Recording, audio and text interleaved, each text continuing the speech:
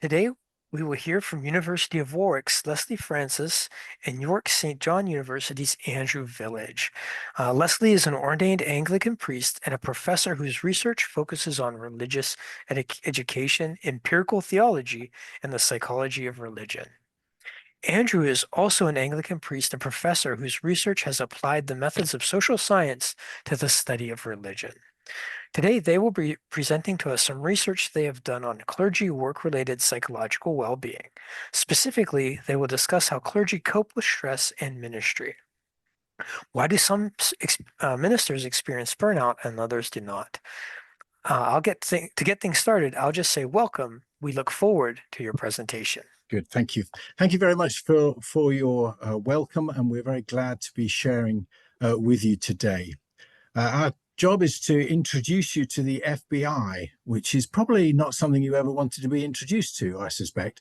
But actually, this is the Francis Burnout Inventory, and it's something developed specifically for clergy. And we're talking about clergy work-related psychological well-being. So that's the area this research has been done in, and we're thinking specifically about the notion of affect balance. So what I will do is just briefly introduce that idea and then introduce the instrument, the Francis Burnout Inventory, and then look at how it might be used in therapeutically. But that's pretty new work for us. So the idea of balanced affect goes back to the work of Norman Bradburn in the States in the 1960s. He did a study across the United States. He was interested in people's well-being, happiness, mental health, what we would call today subjective well-being, and particularly how that is predicted by positive and negative affect, positive and negative feelings. And after a lot of work, he and his team concluded that happiness, overall happiness, depends on a balance of positive and negative affect. So in his summary, which was a long time before there was any gender sensitivity, I'm afraid, he says, the difference between the number of positive and negative feelings is a good predictor of a person's overall rating of his happiness. That's the notion of balance. The other thing that he came up with was the notion that positive and negative affect may be influenced by different things. They are not the opposite of one another. They may be on independent scales. And so, for example, they looked at socioeconomic status, and their conclusion on that was that money may enable one to increase his joys, but cannot decrease his sorrows. So something that drives positive affect may not necessarily decrease negative affect. So going back to this notion of balance, this is a key part of the FBI. It's the idea that if you have a lot of negative affect and not much positive affect, that is not good. You are vulnerable to burnout. But the contrary is true if you have a lot of positive affect and not so much negative affect. But in this seesaw model, the seesaw could be balanced, either because there's not much of either, in other words, nobody's sitting on the seesaw, or because there are two very heavy people on the seesaw. In other words, there's a lot of negative affect and a lot of positive affect. The seesaw would still be balanced.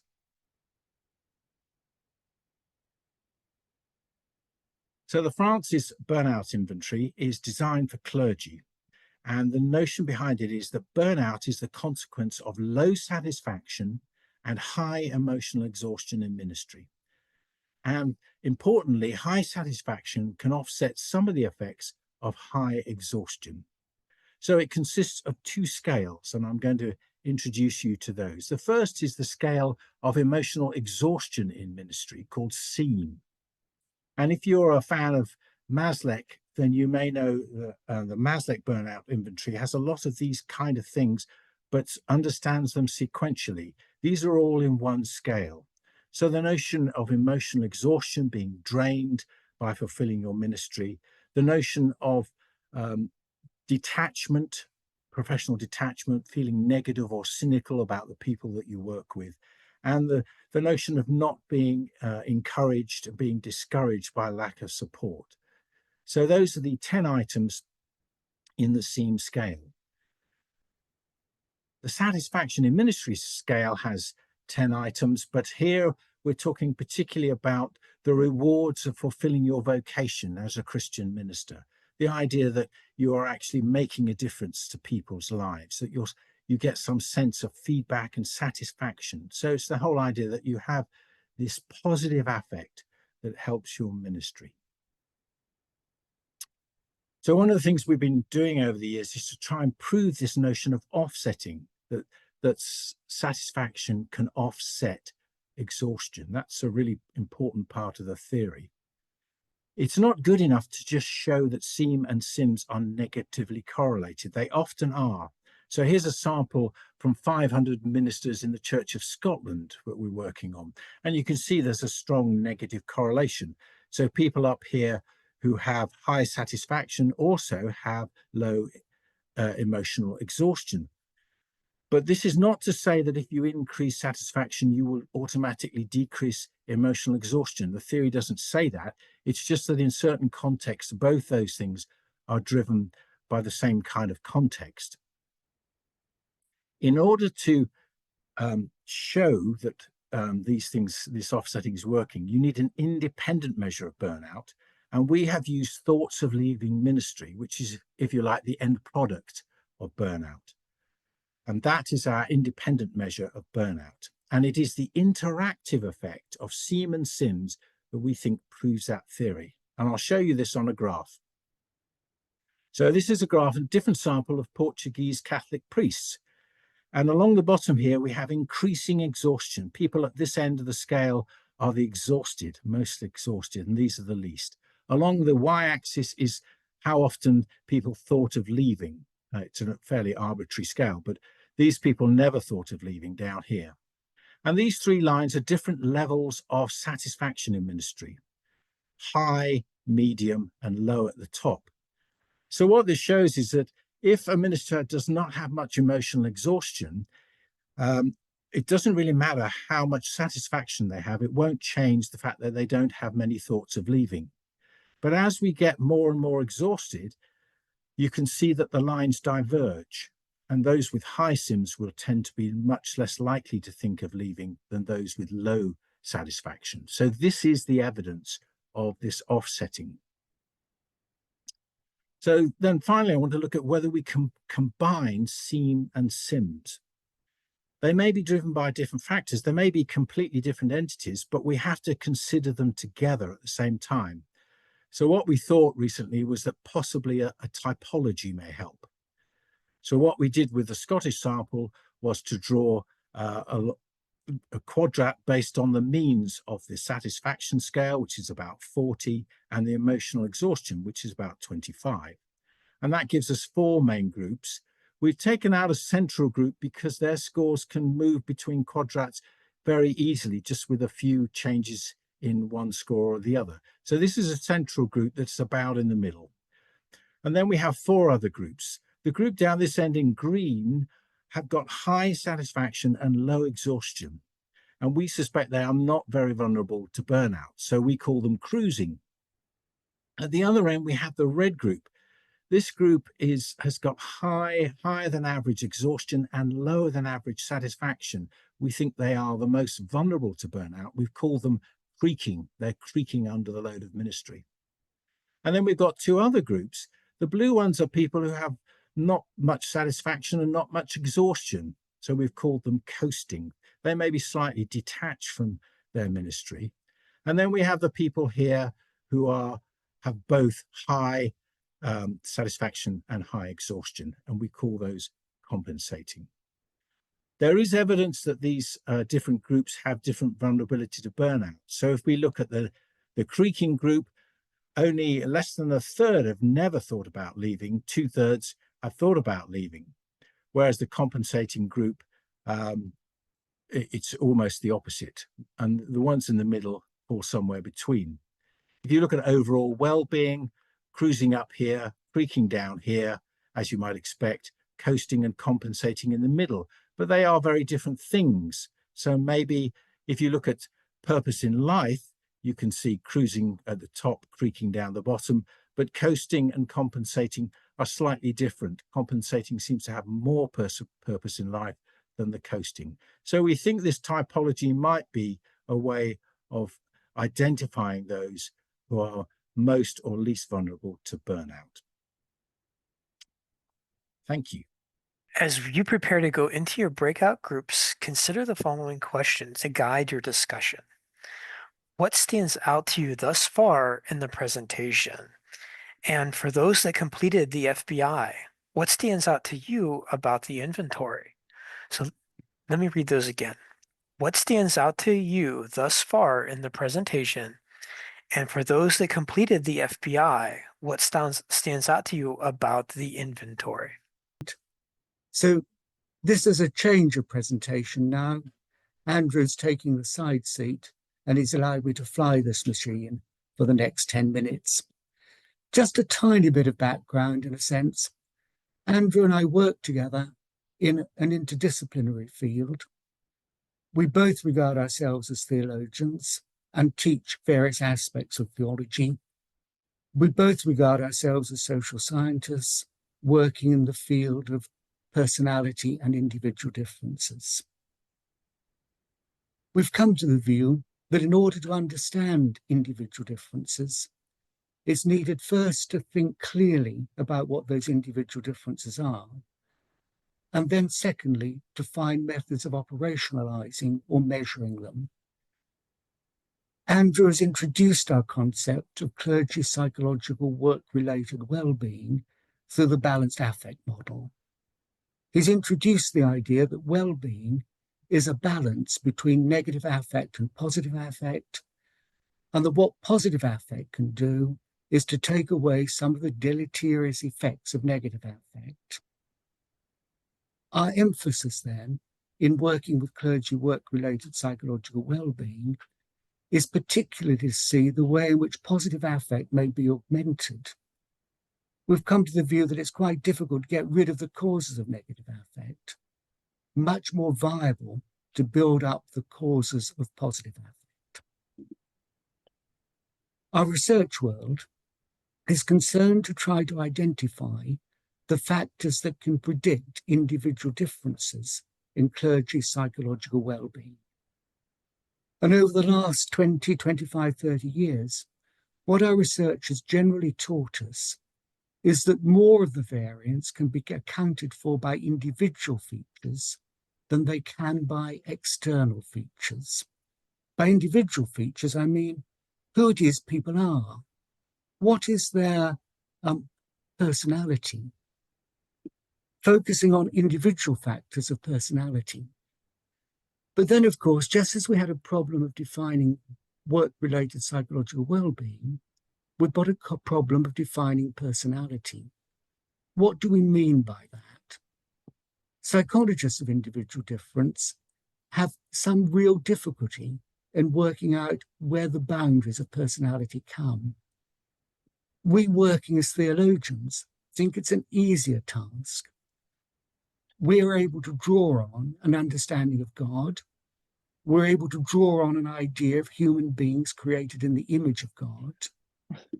We can draw on the doctrines of fall as well as creation, and we look to the sources of salvation and redemption.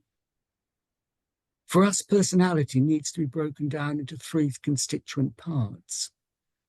We can talk about psychopathology. We can talk about character, the way in which people are responsible, how they present themselves. And we can talk about personality as the fundamental givenness of who we are. So from that point, I want to introduce another one of our measures, the Francis Psychological Type and Emotional Temperament Scales. These measures bring to bear the concepts of Jungian psychological type, orientations, perceiving process, judging process, attitude towards the outside world, and then additionally, the notion of emotionality. And I want to explore for a moment the way in which those 5 features can influence the way in which we may experience different levels of work-related psychological well-being.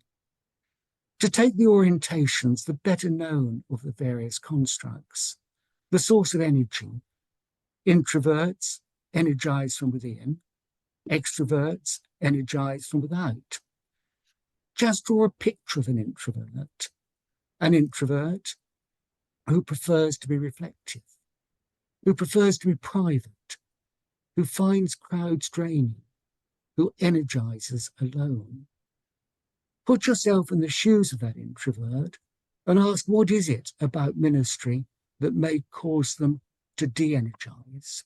So much of it, ministry, is based on the assumption of extroversion, the demand to be with people. To give the introvert permission to withdraw and to be themselves is rehabilitating. But what about extroversion? Active, sociable people, they find solitude draining. They find re-energizing happens with others. Put yourself in the shoes of the extrovert and begin to see those aspects of ministry that may be draining for that person. Being invited to go on a silent retreat, being enforced to work on their own for a great deal of time and preparation. Different things will exhaust introverts and extroverts. The Jungian concept of the perceiving process recognizes that the way people receive information varies. The way they gather data varies. What energizes a sensing type is facts. What energizes the intuitive types is theories. What you see at this end of the presentation, Andrew and me, are two introverts and two intuitive types. But let's put ourselves in the shoes of sensing types, practical people, people who prefer the concrete, people who prefer the conventional, people concerned about details. Put them in a job in which they must envision the future. They must plan the direction in which the church is to go, and they may become overburdened much more quickly than the intuitive type. The intuitive type, inspirational, people who are driven by the abstract, who are inventive, creative, concerned for meaning. Put them in a situation where they need to manage the detail. They need to be responsible for the day-by-day engineering of an institution. They may become unnecessarily wearied by that task. The Jungian process of judging is the process by which we make decisions. We evaluate data. Thinking types work with their heads. They go for logic. Feeling types go for interpersonal values. For the thinking type, justice is important. Analysis is important. They tend to be firm. They tend to be critical. For them, the image of God that inspires is the God of justice. Put the thinking type hard at work in building a relational culture, in caring and being gentle, you may find the thinking type begins to wilt. Feeling types work for harmony. They're sympathetic. They tend to be gentle. They tend to be affirming. For them, the primary image may well be the God of mercy. But put the feeling type in a situation in which they need to sort out the logic and the systems, the controversy among people, the nasty work of actually dealing with people. They may become unnecessarily worn down. And then the fourth bit that comes out of the Jungian model of individual differences is the recognition of which of those processes, perceiving or judging, goes to the outside world. The judging type who goes for organization, the perceiving type who goes for flexibility. Andrew and I begin to differ. We're both introverts, we're both intuitives. I'm the thinking type, he's the feeling type. I'm the judging type, he's the perceiving type. And there are very important ways in which we work differently and experience stress differently.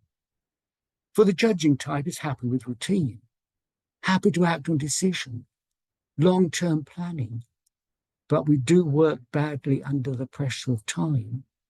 To be forced to do things at the last minute when we've not prepared becomes quite difficult for us.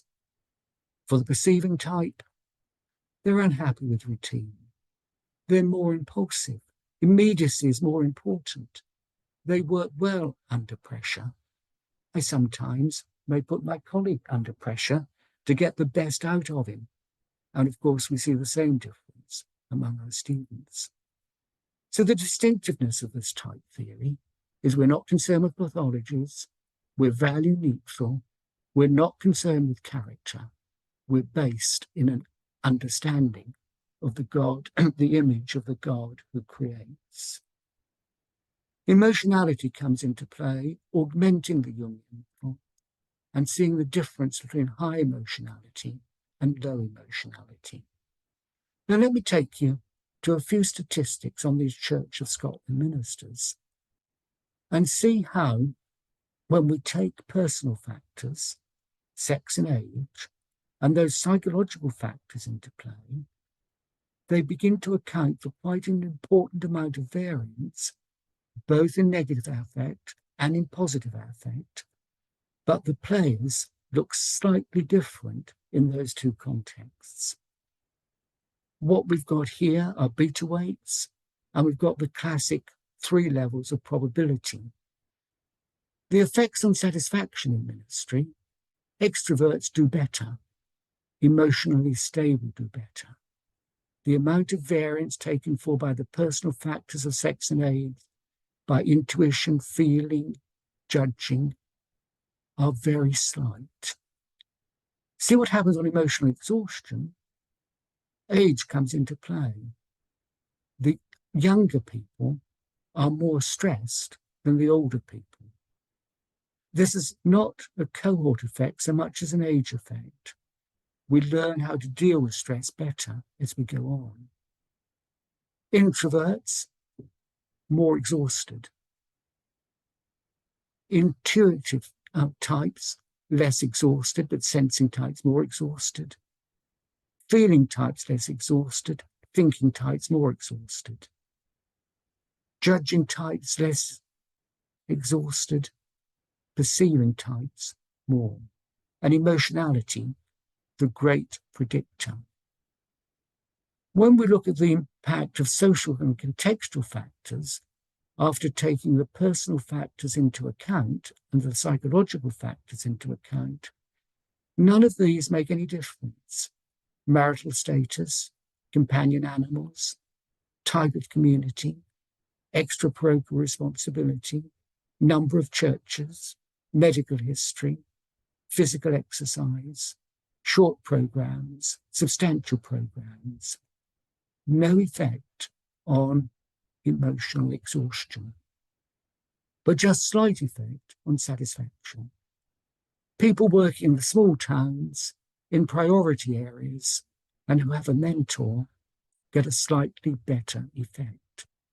So where does that leave us? It leaves us with the idea that if we understand who we are in a much stronger position to manage our well-being and to perform with a higher level of satisfaction in our ministry. Emotional exhaustion, they make no difference. What influences clergy well-being? Our suggestion is it's who we are and how we learn to manage ourselves as God has created us in the light of the grace with which God endows us. Thanks. So I'm just going to sum up what you've heard. It's been a bit of a lightning presentation, but we've taken you through a fair amount of stuff. So let's just pause and just think about what we've actually done. So what have we learnt about clergy wellbeing from our research with the FBI? Well, we've learnt that satisfaction in ministry can be partially offset by the effects of emotional exhaustion on ministry burnout. can increase satisfaction, you may reduce vulnerability to burnout, even if you cannot decrease emotional exhaustion. We're thinking that a simple typology may indicate ministers who are cruising, creaking, central, coasting, or compensating. These may have different vulnerabilities to burnout, different vulnerabilities to various aspects of ministry. So this is a fairly new venture for us, and we're working on it, and we value your help if you take that survey that we've done or pass that around to try and understand whether those typologies hold water. We think they do. Interestingly, coasting and compensating are two different parts of the spectrum that can look very similar in terms of overall well-being, but actually may indicate very different sense of purpose and fulfillment. So one, the compensating type may be very engaged, very full on, have a lot of exhaustion, but also they get a lot of satisfaction from their work. Coasting types, perhaps the opposite, not quite so exhausted, but not getting so much satisfaction. The way that you deal with those people may be very different, even although their overall well-being is not that different. And as Leslie said, we've learned that the best predictors of burnout tend to be related to individual differences rather than ministerial context. And I think that's something, a lesson that's hard for institutions to learn. Psychological type preferences and levels of emotionality in our work seem to be most closely associated with levels of emotional exhaustion and satisfaction. Some contextual variables do have the possibility of enhancing satisfaction. You can be more satisfied in some contexts than others, but they don't seem to affect the exhaustion. So whatever context it is, you may or may not be exhausted. So just to finish, some take-home lessons from our work. First of all, self-awareness is crucial. It's really important that we know as ministers what kind of people we are. Self-understanding is important, and finding the tools that help you to understand the kind of person you are is important, because you can then understand from psychological terms what will be likely to be the most and least exhausting things for you. If you're an introvert or an extrovert, or a feeling or a thinking type, what is most likely to exhaust you? Do you understand that? And crucially, what will give you the most and least satisfaction? There may be a whole host of things, but certain types of people tend to find satisfaction in certain types of things. Understand yourself, and then crucially change what you can rather than what you can't. The structures of ministry, the structures of churches sometimes are a given, and ministers have to fit into those structures whether they like it or not. The pressures cannot always be removed from ministry. But what you can change is your self-understanding and your behavior and how you cope with the particular kind of person that you are in whatever context you find yourself. So those are our take-home lessons, and thank you very much indeed. Do take the survey if you haven't, and pass it on to other ministers you know. That will be very helpful to us. And we're going to pass over to Tom now. Well, thank you, Leslie and Andrew. We appreciate your presentation. And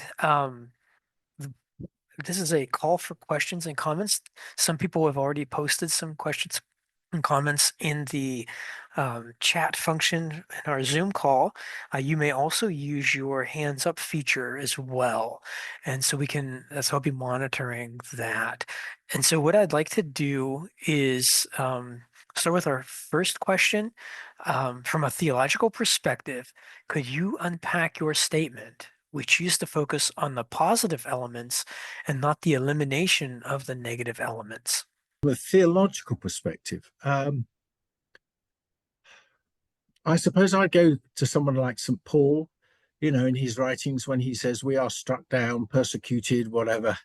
But in all these things, we are not destroyed. Theologically, there is a sense of the call, the vocation, the presence of Christ, the presence of the Spirit. Theologically, those I think are the sources of positive affect for ministers. That is having a self-understanding of where you find that sense of call, that sense of being supported, and it may be with others or through the Spirit of God working. Wherever you find the presence of God coming to you, in a sense, theologically, I think ultimately that is the counter to the pressures of ministry. There's lots and lots in Scripture that talks about how hard it is to follow the way of God and minister to God's people. That's right. But there's also lots that says there are ways of understanding the compensations we have. Yeah. So, could you briefly review for us the term, your typology, cruising, creaking, again, just high level quick review? Okay. So basically, it's probably not good to use alliteration, but it does help sometimes to remember, helps me to remember. So the cruising are the people who have high satisfaction and low exhaustion. So those we expect to be least affected by, vulnerable to burnout. The creaking people have got high exhaustion and not much satisfaction, and that's the danger sign for us. So we call them creaking. They're creaking under the pressures of ministry. The coasting are people who don't have a lot of satisfaction, but they don't have a lot of exhaustion either. Now, we don't know, but that may pertain to a certain amount of detachment from the ministry. Maybe they're not fully engaged. Maybe they're just backpedaled and kind of, there may be other reasons for that. They may not be in particularly demanding jobs. And then the compensators, have got a lot of exhaustion. They really are up that scale. They're above average, but they've also got a lot of satisfaction. And these are people who are finding, that they get a lot of satisfaction. So they may be less vulnerable. But if you think about the coasting types, if the coasting types stay in the same context and don't get any more satisfaction, but they go into a context where their emotional exhaustion increases, they are vulnerable to moving into that creaking zone. If the compensating types lose their satisfaction, but don't reduce their exhaustion, then they are vulnerable. So, yeah. Thanks. Did your finding about the contextual factors of especially no physical exercise did that finding surprise you, that physical exercise had little to no effect on emotional exhaustion? One of the great joys of being a researcher is being surprised. What we are trying to do is to build up path models that show the sequence in which things happen. The prediction of who takes exercise is also related to personality. So in a sense, there's an obvious connection between well-being and exercise, but there's a common factor that begins to predict across both sides. Okay, thank you. This one is a little bit closer to my heart. So, can you discuss the advantages and disadvantages, or compare the FBI to the MBI, the Francis Burnout Inventory and the Maslach Burnout Inventory? Yes, I would have pointed to two weaknesses, I suppose, with the Maslach inventory. The first is one that is a mathematical weakness. We've got three factors in theory, but quite often they collapse into two. The conceptual problem is greater. The Maslach theory is a sequential process. People begin with emotional exhaustion, move into depersonalization, and then find that people don't like being depersonalized and withdraw the support that they need to get satisfaction in what they're doing. That's a plausible theory to begin with, but two problems with it. One, there's a lack of evidence from longitudinal studies to suggest that things actually work that way? And then if things do actually work that way, what on earth can you do by way of intervention to disrupt that progress? What I think we've found with the balanced affect model is that we can say something positive about the way in which intervention works. And the two things that intervention can do is to help ministers differentiate between what generates their exhaustion and what can augment their satisfaction. And secondly, if they also buy into our theory of individual differences, to have a strategy for developing self-awareness that allows that to be an effective remedial practice. Good. Very good. I see Kinsey has a hand up. Yes. Yes, I just have a real quick question. I'm curious, you're using the Jungian-based Myers-Briggs inventory, and I'm wondering if there's been any research into the FBI. Are there correlations with the Enneagram, which is that seems to be a lot of theological institutions are using that instrument, and so I'm wondering if you all have looked at that at all. Okay, just two comments there. While we are in the field that the MBTI is in, we do want to differentiate what it is we think the FBI, the Francis psychological type scales access and what Myers-Briggs accesses. The psychometric background to the Francis measure is much more secure. Second issue is, while the Enneagram is, as it were, well established in practice in seminaries, what it lacks is a scientific background and a research background that can, in any sense, validate what's going on. I want to work in a way that what I do can be acceptable to the broader world of psychology. And certainly I wish to publish my theological research, as it were, in the psychological arena. I've tried to do some work with the Enneagram. In fact, I had staying with me a couple of days ago a colleague from Canada who's done much more attempting to try to draw together the evidence, but it crumbles in our fingers. I would really want to encourage seminaries to concentrate on work that has a scientific background. Thank you. Thank you. Another question. What are the top 2 or 3 factors or practices that your participants have reported that's helped prevent or cope with burnout? Okay. One of the things I've been doing for the last 25 years is running workshops for clergy that are residential, intensive, and enable them to, in a context of liturgy, devotion, and prayer, take some serious reflection on who they are and how they respond to things. And I think we've got enough evidence now after 25 years or so doing that people come back and say, this experience has been revelatory. It has given me tools to use that I didn't have before. I don't think I've got a quick answer to the question, what's the trick? But I do think I've got hold of a method that can be life-giving. Sure. Thank you.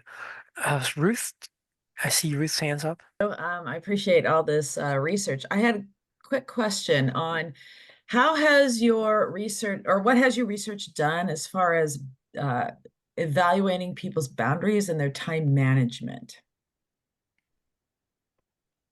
Yeah, interestingly, with that Scottish sample of 500 or so, in that survey we had an instrument about workloads.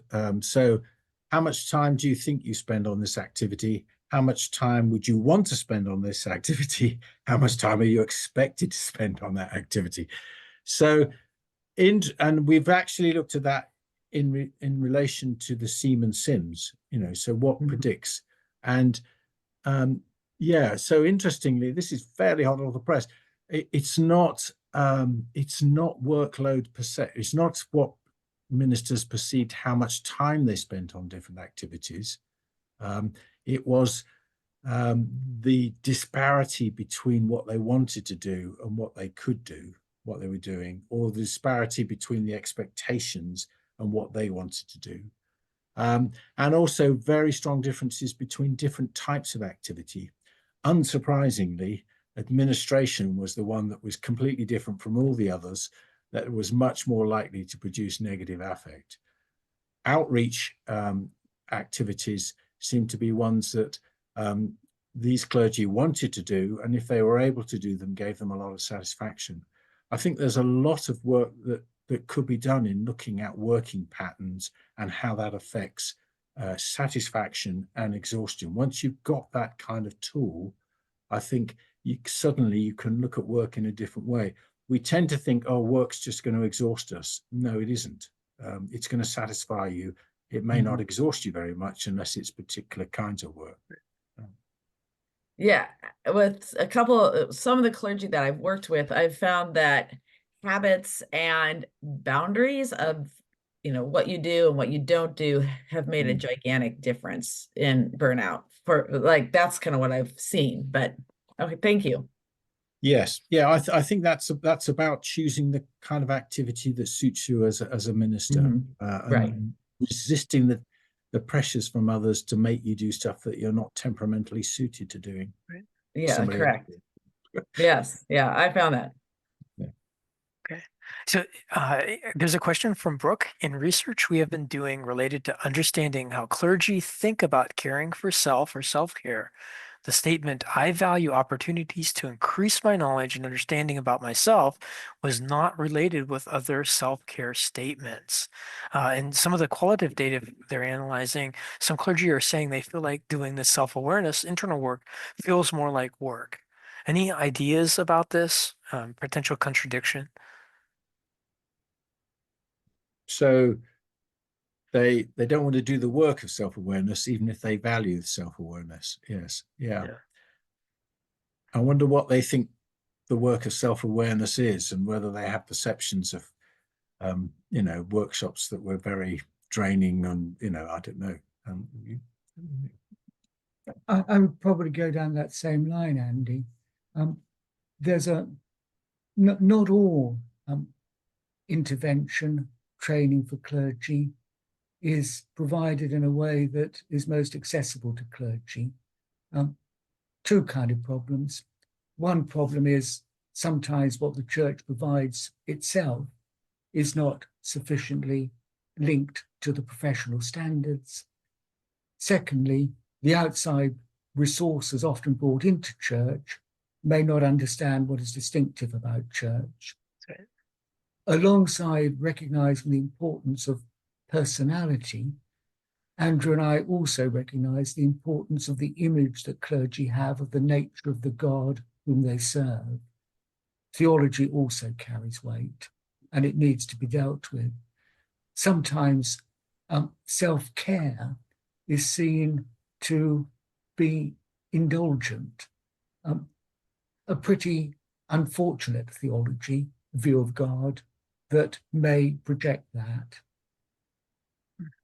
Very good. Yeah, I think the other thing is, the psychological type, or some models of self-awareness and personality carry a lot of moral freight with them, and it's really important that when you understand your personality, that there's no, I'm an introvert. I have to function as an extrovert. I sometimes wish, for example, as somebody who's perceiving, I wish I was more organized and judging, but there's no sort of better.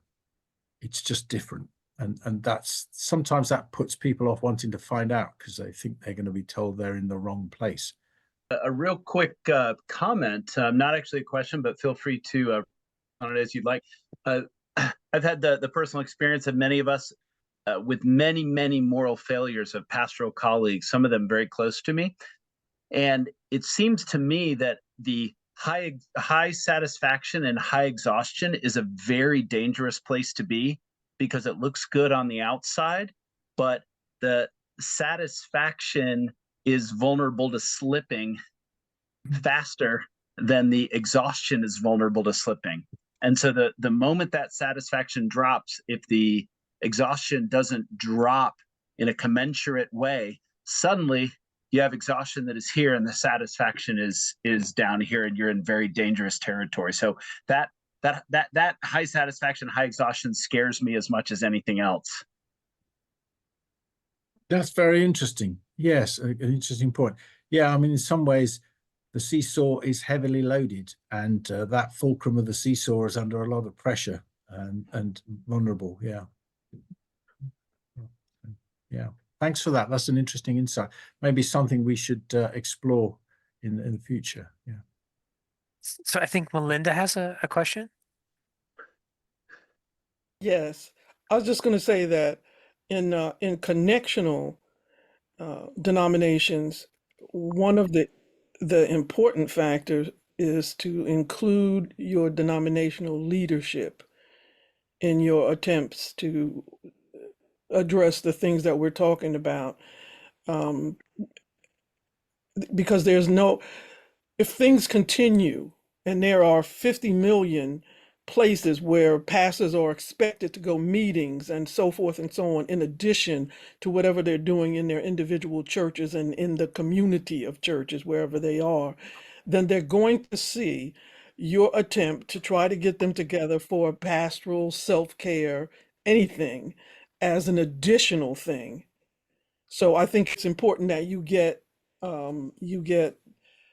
speak with and get the blessings of those who are in positions to take some of those requirements away from them. Yes. Yeah. Yeah. Yeah. Very, very wise. Yes. Very wise. Thank you. Another question from the chat is, are there any contextual factors, something like high expectations or low warmth congregation or congregants, the impacting of small shrinking congregations, maybe even church finances that are also impacting some of the pastoral burnout that we've been talking about today? I don't think I've got the data to address that question with the specific care that it needs. To take our most recent study of Church of Scotland ministers, we were surprised that the number of units over which the ministers had care was not a predictor of individual differences in emotional exhaustion. In principle, it would make sense that it were. We didn't put in a question about the bottom line on the parish funding. And one of the reasons we didn't do that was the research was very much made possible by the organization itself. Yeah, sure. Regine, I'd just be curious, from your own research at the Duke Clergy Health Initiative, are you seeing any of those contextual factors as being important? Hi, thanks. I was really asking because it struck me, that statement that individual differences are the strongest predictor of burnout as opposed to contextual. And I just think maybe there's some contextual factors we haven't looked at yet, that you haven't been able to look at yet, that might be even stronger than some of these individual, or it's always an interplay, right? Burnout's the interplay. We do, I need to do more analyses of our own data with United Methodist clergy, but we did ask on this last wave if their worship size had shrunk by 25% or more. So we'll be looking at some of these contextual factors. There's a lot of theorizing right now that the mainline denominations in the US that are shrinking so much, that part of the reason, there is clear evidence that depression symptoms are higher among mainline Protestants, clergy in the US than Catholics or evangelicals or other clergy. So it's not all about being clergy. Thank you for that observation. And clearly, I think we'd both want to say there's an important case for more research. We can talk about what we know on the basis of the research that we've done, and we can hypothesize what it is important to know that we don't yet know. Just in brackets to say how much I admire the work that your own unit is able to do and the way in which it is seen to be supported by the denominations around it. Well done. Oh, thank you so much. And likewise, that was why I really wanted to join you and also Andrew today and hear your work, which is really prolific. And I appreciated all your thoughts here also on the Enneagram and what's going behind your measure of typology and psychological types, which I'm not familiar with. So I learned something here today. Thanks for this discussion. Mhm. So I wanted to, as a longtime practitioner in a ministry that's been around a long time, doing work with pastors in the area of burnout. It's still anecdotal because we have done no studies, but we can tell you in practice that the very things that you're talking about in terms of self-awareness really are the foundation for avoiding burnout. Because even in those situations that we've been talking about in terms of shrinking congregations, contexts in which people minister, unless you understand who you are, how you respond to those things is what's going to determine whether you are satisfied or exhausted or whatever it is. So just this is a drum we beat all the time, is that the work in self-awareness is absolutely critical. So kudos to you. Hope you do more research. Thank you very much. Appreciate it. I appreciate that comment. Thank you. In an ideal world, research and practice goes together. When the researcher and the practitioner can say, we seem to be looking at the same phenomenon, it gives added credibility to both and resource for both. Thank you. That's right. And so I see Tad has put out a reminder to everyone that the FBI, the Francis Burnout Inventory, is available online. And then there's also an opportunity to take the Francis Burnout Inventory. And I think the FBI was included in the FBI link that we sent out. Is that correct? Yes, absolutely. There's a question about, is there an online version of the psychological type and emotional temperament scales? There isn't, and that's a little bit more problematic in that it takes a while to explain the whole concept, and there are lots of online versions that you can do psychological type stuff. We haven't done a version that will give instant feedback. It would take a while to sort of think that one through, but we do have an online survey method there, and that's in the link that was sent.